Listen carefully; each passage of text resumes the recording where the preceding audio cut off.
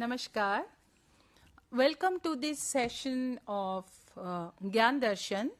This afternoon, we have a very important session on the thoughts of Pandit Deen Dayal Upadhyaya, especially with reference to integral humanism.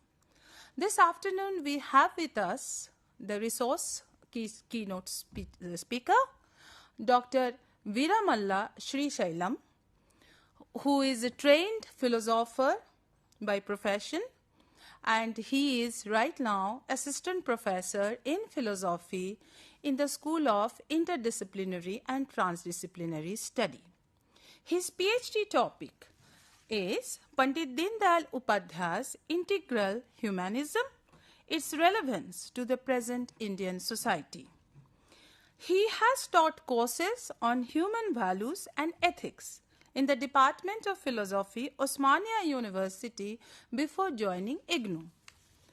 Dr. Veeramalla has published several research papers in well-known journals and has also published articles in the newspaper. He has specially written several articles on the topic of integral humanism, as he has a deep understanding of the philosophy of integral humanism, especially that of Pandit Deen Dayal Upadhyaya. With that brief introduction, now I invite Dr. Veeramalla Sreesailam to deliver his presentation. To begin with, Dr. Veeramalla, welcome to this session of Gyan Darshan. Would you begin with a brief overview of Pandit Deen Dayal Upadhyaya's life sketch? Thank you so much, madam, for inviting me in this session. Pandit Deen Dayal Upadhyaya, born 1916. He wrote. Pandit Deen Dayal Upadhyaya was born on 1916 at 1916 at Madura, Nagla Chandraban, Madura at Uttar Pradesh. He studied BA, trained in teacher education, and MA first year, completed MA first year. Then he went to RSS Pracharak in 1942. In 1947, he started Rashtra Dharma Prakashan. Under this, the magazine he published under this the magazine, the weekly Panchajanya, the daily Swadeshwar published. His literary works, the literary works, Jagadguru Shankaracharya and Samrat Chandragupta, Integral Humanism, and the Two Plans. Pandit Deen Dayal Upadhyaya, as a RSS Pracharak, he contributed himself as Bharatiya Janasangh All India General Secretary and President. He put forth many agitations for national integrity. Through his hard work, Bharatiya Janasangh Party emerged as second largest party after Congress Party. In independent India, most of the thinkers believed in the Western thought for the development of the nation, as well as in independent India, Pandit Jawaharlal Nehru adapted the socialist economic policy to the development of the nation, which is based upon the Western thought. So the problems of contemporary India is the result of practice of Western theories. In Indian thought has approaches, integral approach or synthetic approach, and whereas the Western thought, analytical approach or piecemeal approach. Pandit Deen Dayal Upadhyaya observed and studied all these issues and challenges, and he recognized the philosophy, he recognized the failures of the Western thought, and Pandit Deen Dayal Upadhyaya recognized Indian thought can solve all these problems for the development of the nation, which is based on the integral approach. Then Pandit Indian thought Vasudhaiva Kutumbakam emphasizes, Indian thought emphasizes on Vasudhaiva Kutumbakam, world as one family, Sarve Jana Sukhino Bhavantu, world welfare of everyone, and Sarve Jana Sukhino Bhavantu. The next Tamasoma Jyotirgamaya, the development of knowledge for everyone, Loka Kalyanam, development and welfare of world. This is all the in the part of Indian thought. So, Pandit Deen Dayal Upadhyaya emphasized the philosophy of integral humanism. Yes. So, Dr. Veeramalla, you are now going to elaborate upon the concept of integral humanism as ordained in the Indian traditions, right? And his thoughts of Pandit Deen Dayal Upadhyaya on the concept of integral humanism as it is located in the Indian traditions, different from the Western traditions. And he was one of the first philosophers to take a break from the Western kind of influences upon the Indian society. Yes, please carry on with integral humanism. Yeah, madam.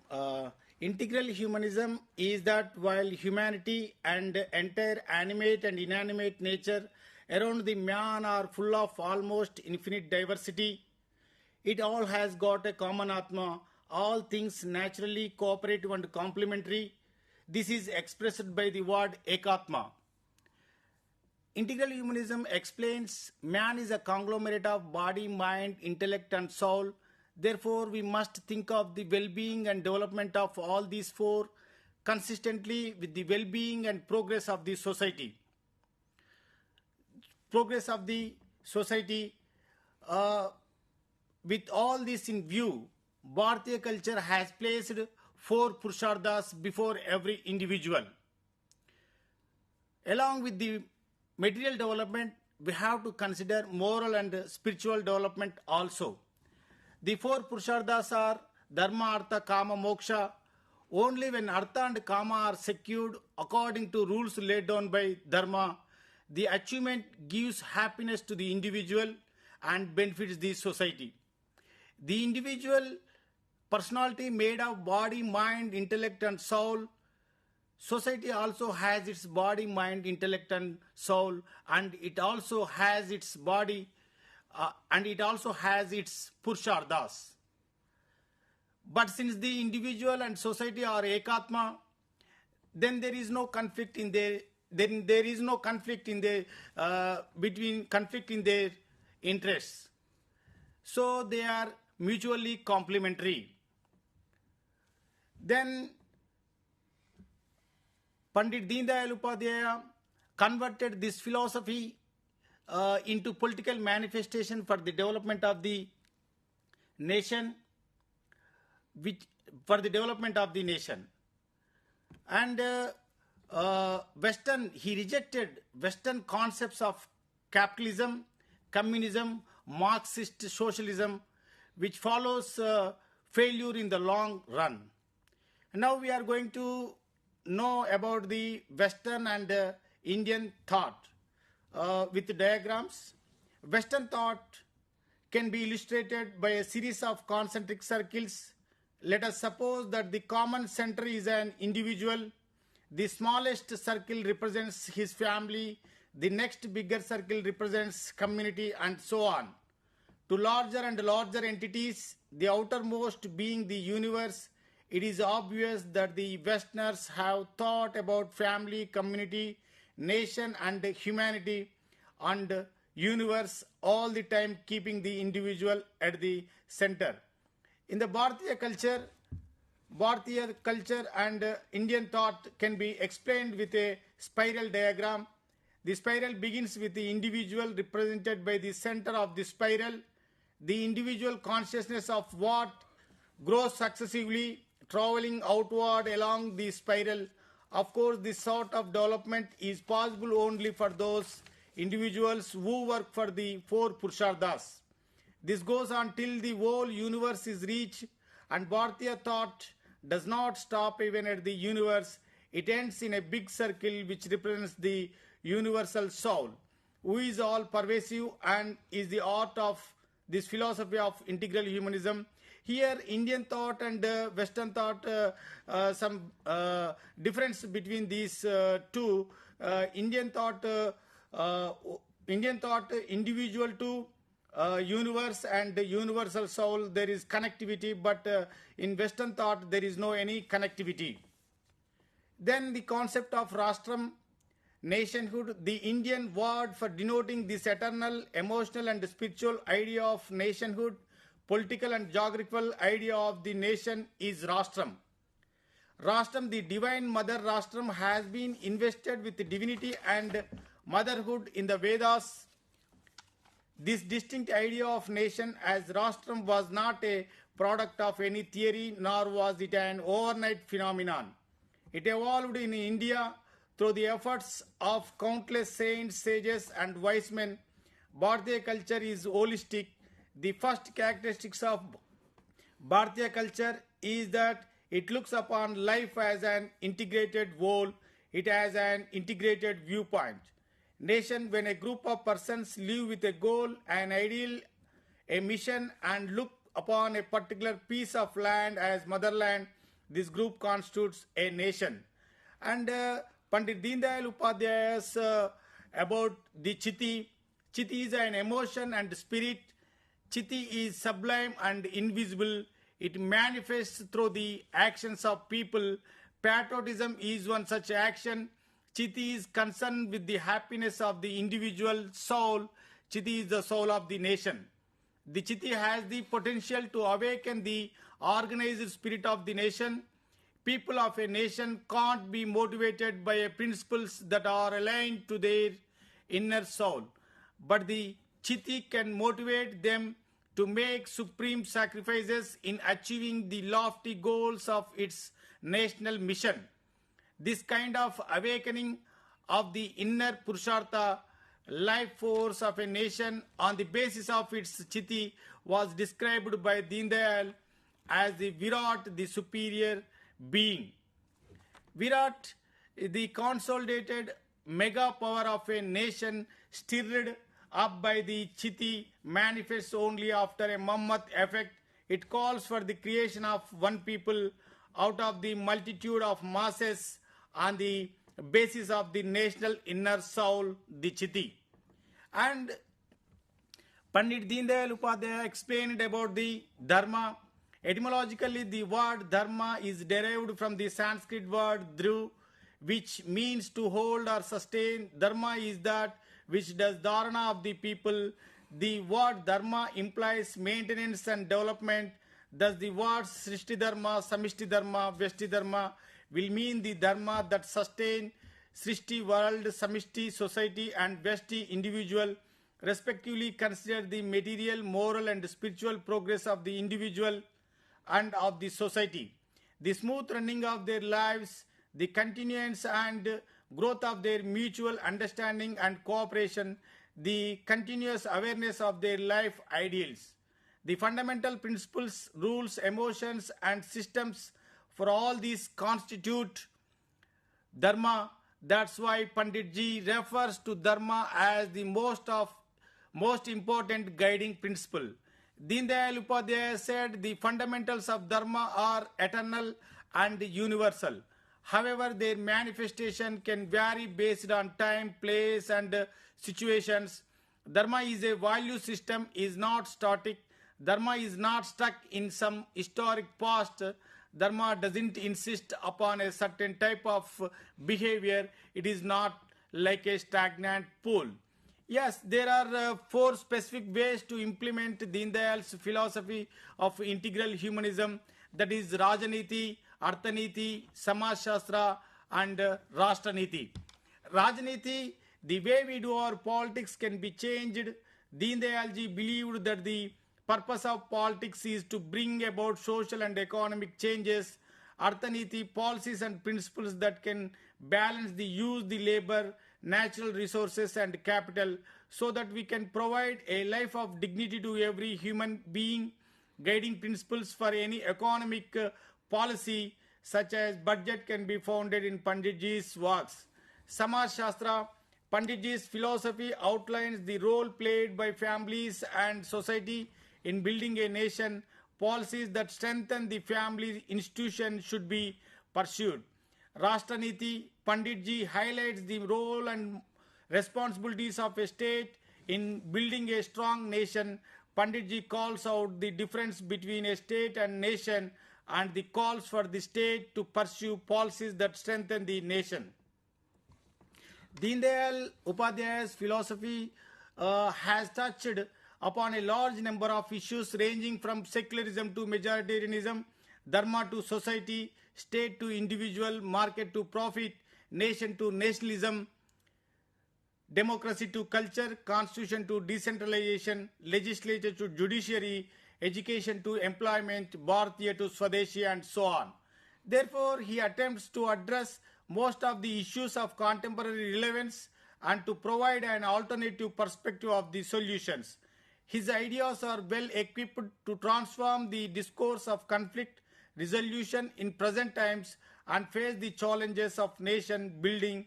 More and more serious attempts of analyzing the body of thinking of Deen Dayal Upadhyaya are the need of the hour.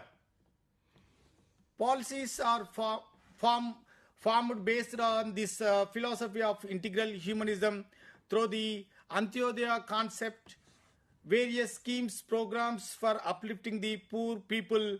PM Ujjwala Yojana launched to provide free LPG collections to women from below poverty line families. PM Awas Yojana Gramina housing schemes for poor villagers. PM Awas Yojana urban housing schemes for poor urban people. PM Sadak Yojana for road connections urban to rural. PM Fasal Bima Yojana, PM crop insurance scheme for farmers. Beti Bachao, Beti Padhao for children equal opportunities in higher education and employment. Sukanya Samruddhi Yojana welfare of girls. PM Poshan Shakti Nirman Abhiyan for nutrition power building scheme midday meal. Garib Kalyan Rojgar Abhiyan poor welfare employment campaign. PM Matsya Sampada Yojana, PM Fish Resources Scheme, Atal Bhujal Yojana for groundwater, PM Shramyogi Manthan, Social Security for senior citizens who work for unorganized sectors. Ayushman Bharat Yojana, Nation Health Protection Scheme, 50 crore people implemented across India.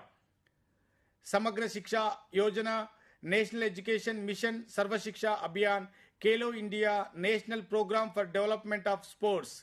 Digital India to ensure that government services are available to citizens electronically and people get benefits from ICT.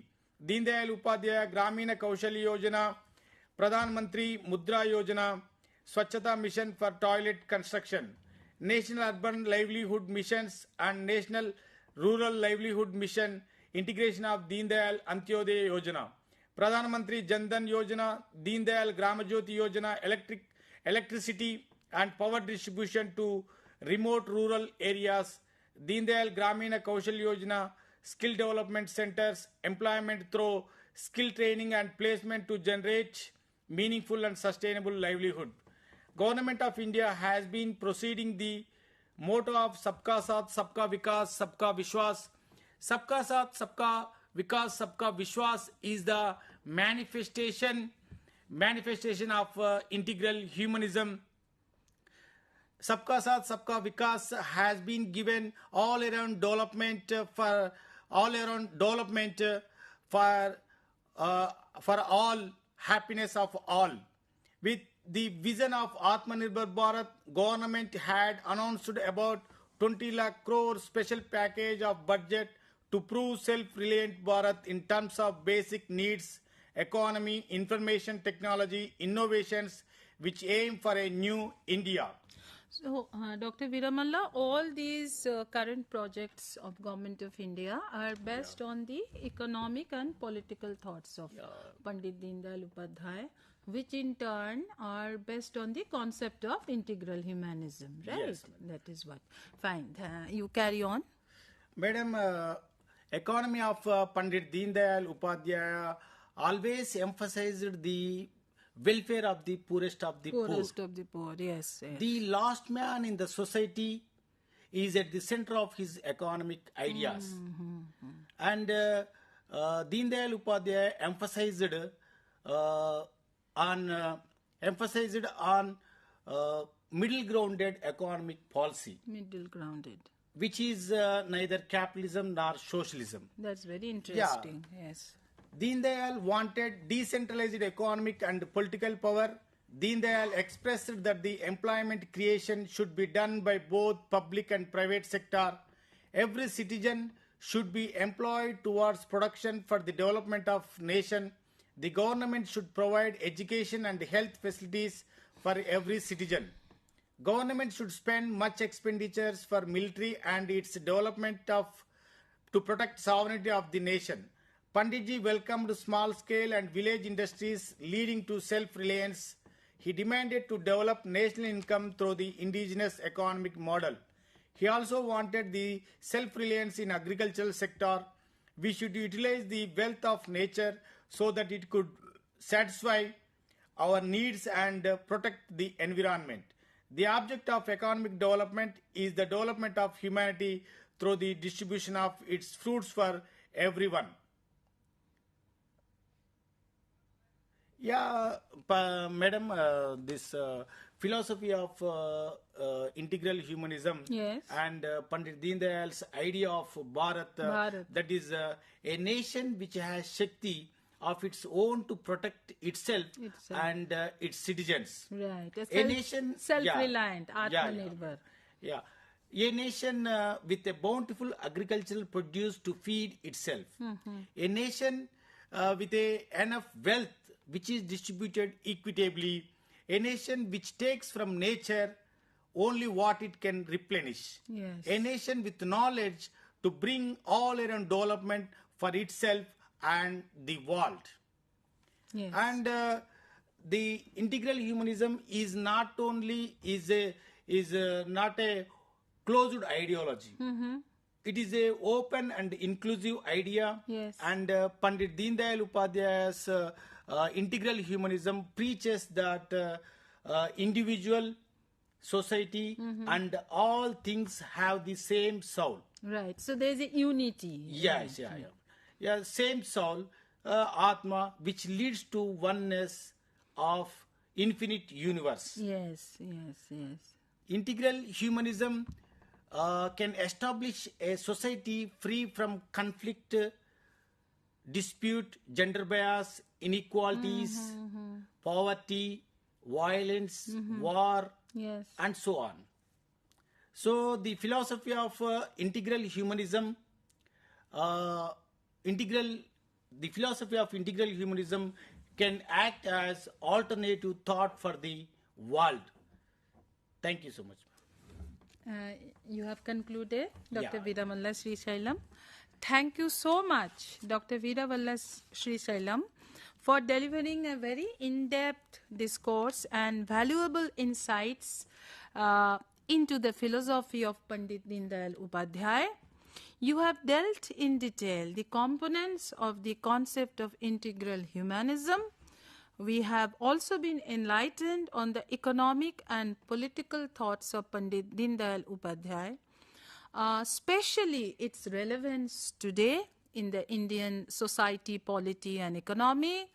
And Dr. Veeramalla Sreesailam has elaborated all the socio-political and economic and social welfare projects that Government of India has instituted today, which are to a great extent based on the philosophy of integral humanism of Pandit Dayal Upadhyaya.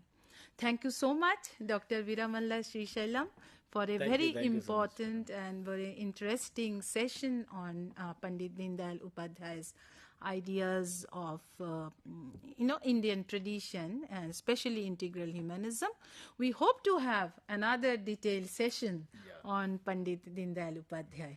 Thank you. Thank you so much. Thank you so much, ma'am. Thank you.